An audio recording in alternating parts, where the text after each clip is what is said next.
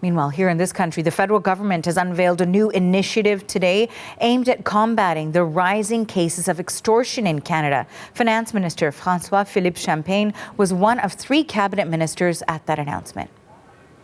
Our message to criminals is both powerful and simple. Enough is enough.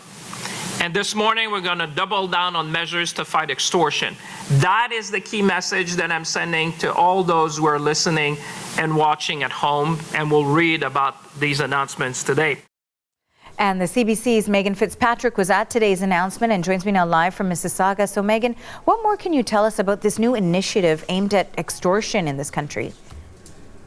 Well, they're calling it the follow the money strategy. So we heard at this news conference, Arthi, that these kinds of crimes are entirely motivated by money. And so what they're trying to do with the steps taken today, make it harder for the criminals committing these crimes of extortion to reap the rewards of these crimes. And so with today's strategy, they're leveraging the resources, they say, of FINTRAC. That is the Financial Transactions and Reports Analysis Centre of Canada.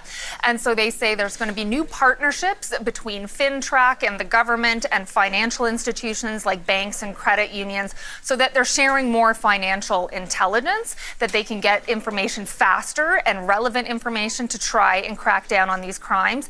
FINTRAC is also going to have dedicated liaison officers, they're saying, that will work directly with law enforcement agencies here in Ontario, as well as Alberta and British Columbia.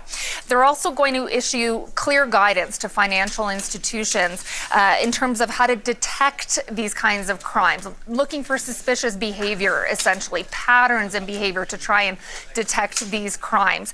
And also publishing intelligence reports, looking at how the money that these criminals get from these crimes is laundered, trying to expose essentially how they're carrying out these schemes. So these measures, again, they're saying are all aimed at detecting and disrupting and preventing more of this crime from happening in Canada. Here's more of what we heard from the Finance Minister.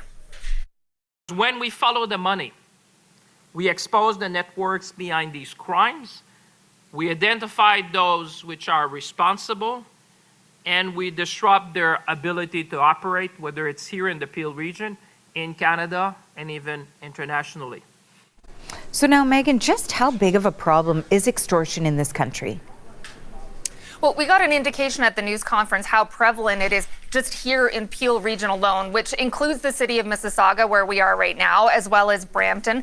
The deputy police chief for Peel region said last year their police service got 476 reports of extortion incidents. Those are either successful attempts or attempts at extortion, and that of those, 190 of those incidents targeted businesses, and the majority of those were businesses owned by members of the South Asian community in Peel region. And more than 24 of those incidents involved arson and gun crimes as well. So that's just a snapshot of what's going on here in Peel region alone. And we know these kinds of crimes have been on the rise in other parts of Canada as well, including in British Columbia. The federal government and other levels of government recently held a summit on extortion in Surrey, BC, and one was also held here in Ontario in Brampton to talk about how to tackle extortion. And we also heard from the police that these crimes are also underreported, in part because of the fear that people experience when they get these threats of extortion. What we heard at this news conference today, Arthi, from a range of politicians and police representatives, they were trying to reassure the public that they are tackling this type of crime and encouraging people to report it to police. Arthi? Megan, thank you for this. That's the CBC's Megan Fitzpatrick in Mississauga, Ontario.